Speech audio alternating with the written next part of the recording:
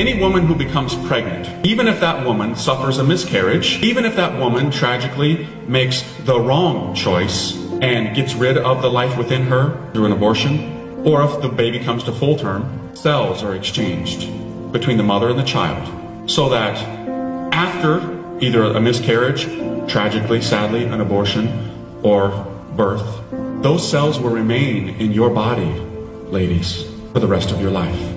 You have living cells of all your children in your body right now, even if you had a miscarriage. Scientists discovered that when a woman becomes sick, who has been a mother, they noticed certain clusters of cells from her body going to the ill area in her body and would be seeking to make her well, to fight off whether it was a disease, whether it was a sickness, whatever it was.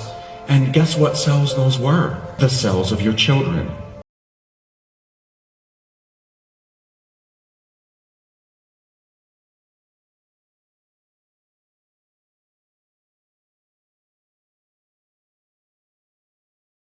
So you have a choice as to which voice you're going to hear. I've decided to hear the voice of Jesus. I know it's gone well with me. It's not that I lived a perfect life. And it was a battle. You know, it's like learning how to swim. In the early days in the swimming pool, it's a struggle, it's a struggle, it's a struggle. You wonder whether you'll drown. But then you see how people swim so effortlessly after a while. They enjoy it. And so it is. The Christian life really becomes enjoyable after a while. And I can tell you that from my own life. But in the beginning, it's a struggle. And if you're afraid of going through that struggle, it's like a person who just doesn't want to struggle the early part of learning swimming or anything. You're just not going to learn it.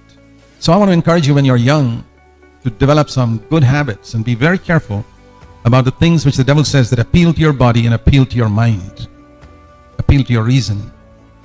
Think about what you're going to reap, the harvest you're going to reap finally. Hey, Pastor, I got a question for you. If I become a Christian, do I have to stop smoking pot? The pastor looked back and went, no. The kid just looks at him and goes, no, you're old. You don't understand what I'm talking about, right? He says, Pastor, if I become a Christian, do I have to stop smoking marijuana? And the pastor goes, no. And the kid goes, I don't understand. He goes, you're right, you don't understand. Let me ask you a question. You have to get cleaned up to go take a shower. No, you get in the shower and that cleans you up. Same with Jesus. You don't try to clean up your life and be a better person in order that you can be with Jesus. You just be with Jesus. You follow Jesus. How about this? If anything needs to get cleaned up in your life, the two of you will work that out, and he will point that out to you, and you will actually agree with him, and then you'll clean it up together. How about that? Not many churches teach that. We come to Jesus as we are, and he still does that today.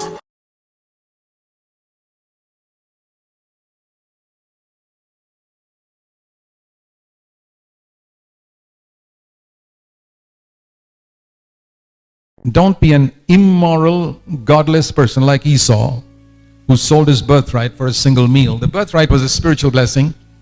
The food which his brother Jacob offered him was something physical that satisfied his need right now. And Jacob, his brother, was a shrewd man. Esau came tired from hunting, and Jacob had made this wonderful, it says it's a lentil soup. It was dal curry. I can't imagine a man selling his spiritual birthright for dal curry. Would any of you do that? I mean, it's just as stupid to sell your birthright for pornography, I'll tell you. Birthright was in the future, it was spiritual. The food was what satisfied my need right now.